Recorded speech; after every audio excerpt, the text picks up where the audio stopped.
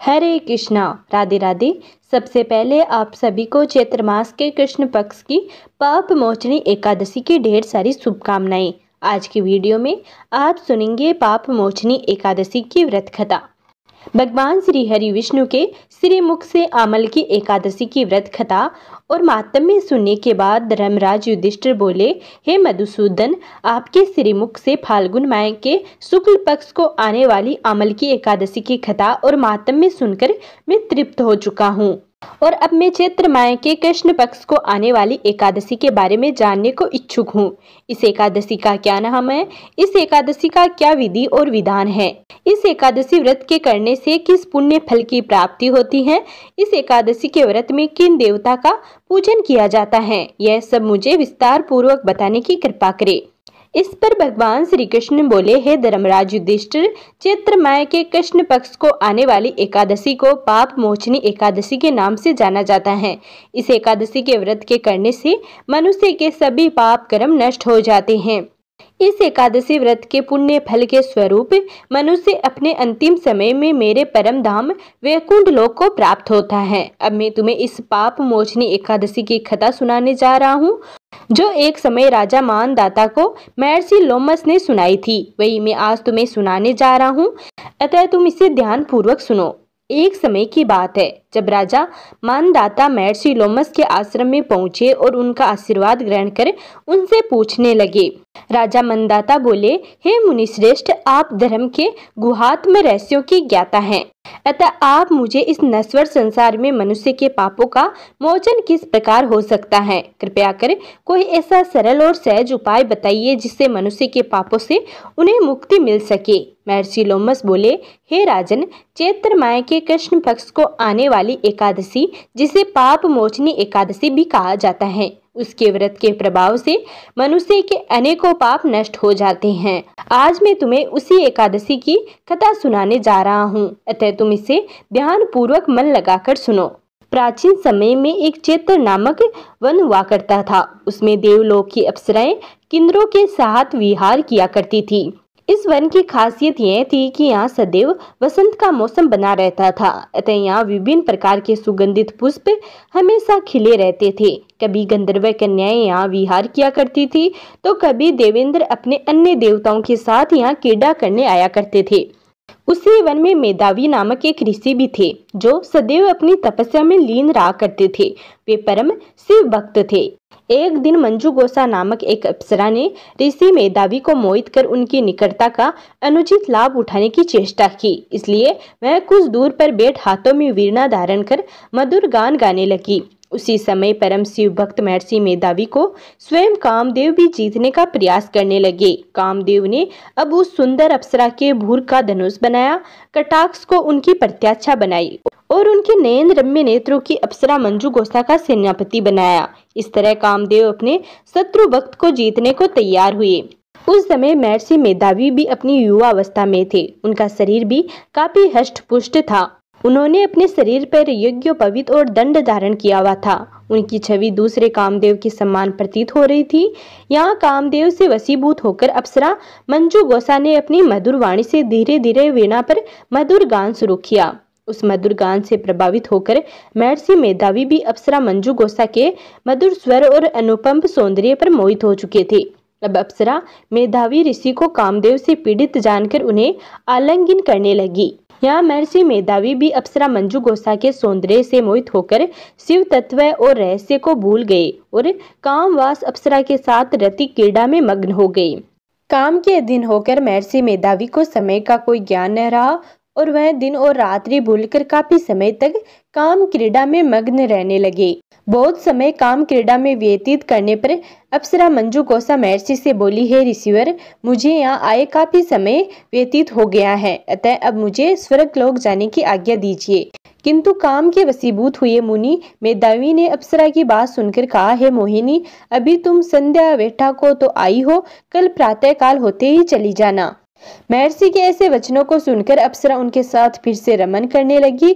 इस प्रकार देखते ही देखते उन्होंने बहुत समय एक साथ व्यतीत कर लिया था। बहुत समय बीत जाने पर एक दिन फिर से अप्सरा मंजुगोसा ने महर्षि से कहा, हे मुनिश्रेष्ठ, अभी बहुत समय बीत चुका है, अभी मुझे पुनः स्वर्गलोक जाने की आज्ञा दीजिए। मुनि ने इस बार भी अप्सरा के वचनों को गंभीरता से न लेते हुए कहा, हे रूपसी, अभी कहाँ इतना समय व्यतीत हुआ है, कुछ दिन और ठहर जाओ। इस बार महर्षि की बात सुनकर अप्सरा ने कहा, हे मुनिवर, आपकी रात्रि तो बहुत लंबी है, आप स्वयं ही सोचिए कि आपके पास आए हुए मुझे कितना समय व्यतीत हो चुका है। क्या इससे अधिक समय तक मेरा यहाँ रुकना क्या उचित होगा?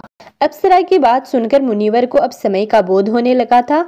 जब उन्होंने गंभीरता पूर्वक सोचा तब पता चला कि उन्हें इस अप्सरा के साथ रमण करते हुए कुल 57 वर्ष का समय व्यतीत हो चुका था। अब उन्हें वो अप्सरा काल के मुख के समान प्रतीत हो रही थी। इतना अधिक समय भोग विलास में व्यतीत हो जाने के कारण अब उन्हें उस अप्सरा पर क्रोध आने लगा था। अब वह अपनी भयंकर क्रोधाग्नि में जलते हुए उस तपनाश करने वाली अप्सरा को भ्रंगुटी तानकर देखने लगे।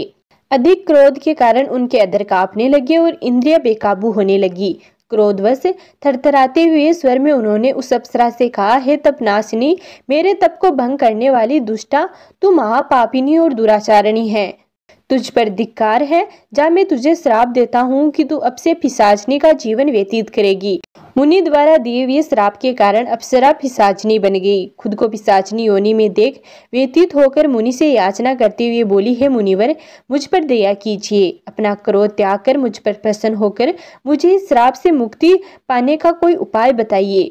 विद्वानों के कथानुसार साधुओं के साथ समय व्यतीत करने से उनकी अच्छी संगत का अच्छा फल प्राप्त होता है और मैंने तो आपके संग बहुत समय व्यतीत किया है, अतः आप शांत हो जाइए और मुझ पर प्रसन्न होकर मुझे इस श्राप से मुक्ति पाने का कोई उपाय बताइए, अन्यथा लोग कहेंगे कि एक पुण्य आत्मा महर्षि के साथ समय व्यतीत करने पर भी मंजू गोसा को पिशाच योनि प्राप्त हुई। अप्सरा मंजू गोसा के कथन से अब महर्षि को अत्यंत ज्ञान की अनुभूति होने लगी और उन्हें अब अपनी अपकीर्ति का भी भय होने लगा। अतः पिशाचनी बनी अप्सरा मंजू गोसा को ऋषि ने कहा, हे पापिनी, तेरी वजह से मेरी बहुत दुर्गति हुई है, किंतु फिर भी मैं जन कल्याण हेतु तुझे इस श्राप से मुक्ति दिलाने का उपाय बता रहा हूँ। अब से आने वाली चैत्र माह के कृष्ण पक्ष की एकादशी, जिसे पाप मोचनी एकादशी भी कहा जाता है, इस एकादशी का व्रत करने से तुझे तेरी इस पिशाच योनि से मुक्ति प्राप्त होगी। ऐसा कहकर मुनि ने अप्सरा को इस व्रत को करने का संपूर्ण विधान बताया और अपने पाप का प्रायश्चित करने हेतु वह अपने पिता च्वेन्द्र ऋषि के पास गई। च्वेन्द्र ऋषि के पास जाकर लज्जा से अपना शीश झुकाते हुए मेधावी ऋषि ने कहा, हे पिताश्री, मुझसे एक घोर पाप हो गया है। काम वासना में लीन होकर मैंने एक अप्सरा से रमण किया है, अतः मेरा सारा तेज और तप से अर्जित किया हुआ सारा पुण्य संभवतः नष्ट हो गया है। कृपा करके आप मुझे इस पाप से मुक्ति दिलाने का उपाय बताइए। च्वेन्द्र ऋषि ने सारा वरदान सुनकर कहा, हे पुत्र, निश्चित ही तुमसे घोर अपराध हुआ है, अतः इस अपराध से मुक्ति पाने हेतु तुम्हें आने वाली चैत्र माह के कृष्ण पक्ष की एकादशी, जिसे पाप मोचनी एकादशी भी कहा जाता है, उसका श्रद्धा और भक्ति पूर्वक व्रत करने से तुम्हारे सारे पापों से तुम्हें मुक्ति प्राप्त होगी। अपने पिता च्वेन्द्र ऋषि के परामर्श से मेधावी ऋषि ने श्रद्धा पूर्वक पाप मोचनी एकादशी का व्रत किया। इस व्रत के प्रभाव से मेधावी ऋषि के सारे पाप नष्ट हो गए। उधर मंजू गोसा अप्सरा ने भी पाप मोचनी एकादशी का विधि विधान से व्रत अनुष्ठान किया और उसे भी इस व्रत के प्रभाव से अपनी पिशाच योनि से मुक्ति प्राप्त हुई और इसी के साथ ही वह पुनः अपना सुंदर देह प्राप्त कर स्वर्गलोक की ओर चली गई। लोमस ऋषि ने कहा, हे राजन, इस पतित पावनी पाप मोचनी एकादशी का व्रत करने से समस्त पापों का नाश होता है। जो भी मनुष्य इस एकादशी व्रत कथा का श्रद्धा पूर्वक श्रवण या पठन करता है, उसे सहस्त्र गोदान का फल प्राप्त होता है। इस व्रत को करने से ब्रह्म हत्या करने वाले, मद्यपान करने वाले, स्वर्ण चुराने वाले, आग में गमन करने वाले जैसे जटिल और महापाप भी नष्ट हो जाते हैं और मनुष्य अपने अंत समय में स्वर्गलोक को प्राप्त करता है। तो ये थी पाप मोचनी एकादशी की व्रत कथा। बोलिए भगवान श्री हरि विष्णु की जय, एकादशी माता की जय। अब सुनिए लड्डू गोपाल की कहानी। एक समय की बात है, एक गांव में दो वृद्ध स्त्रियां रहती थी। दोनों का इस जगत में कोई नहीं था। वे दोनों ही एक दूसरे का सहारा बनकर बड़े प्रेम भाव से रहती थी। हालांकि धर्म से दोनों अलग थी, लेकिन विचार दोनों के एक जैसे थे। उनमें से एक महिला हिंदू धर्म की थी और दूसरी जैन धर्म की थी। दोनों अपने अपने धर्म के हिसाब से प्रभु की आराधना किया करती थी। उनमें से हिंदू धर्म की महिला थी, उसने अपने घर के मंदिर में श्री कृष्ण के बाल स्वरूप यानी कि लड्डू गोपाल को बड़े प्रेम भाव से विराजमान किया हुआ था और उन्हें प्रतिदिन एक बालक की भांति प्रातःकाल नहला धुलाकर सुंदर वस्त्र आभूषण आदि पहनाकर तैयार करती थी। वह उन्हें एक बालक के समान ही मानती थी, इसीलिए कहीं भी बाहर जाती तो उनके लिए फल खिलौने आदि चीजें लेकर आया करती थी और बड़े प्रेम पूर्वक उनको भोग लगाया करती थी। इसी तरह वे दोनों महिलाएं एक दूसरे के परस्पर सहयोग से अपना सुखमय जीवन व्यतीत कर रही थी और वो दोनों जब पूजा पाठ एवं सभी कामों से मुक्त होती थी तब बचा हुआ समय एक दूसरे के साथ सुख दुख बांटते हुए व्यतीत करती थी। कुछ समय बीतने के बाद श्रावण मास में हिंदू महिला को तीर्थ यात्रा पर जाने का अवसर मिला। तब उसने अपनी अति प्रिय उस जैन धर्म की महिला से भी चलने के लिए कहा, किंतु वृद्धावस्था अधिक होने के कारण वह चलने फिरने में थोड़ी असमर्थ थी, इसीलिए उसने जाने से मना कर दिया और कहा कि मुझे चलने फिरने में थोड़ी परेशानी होती है।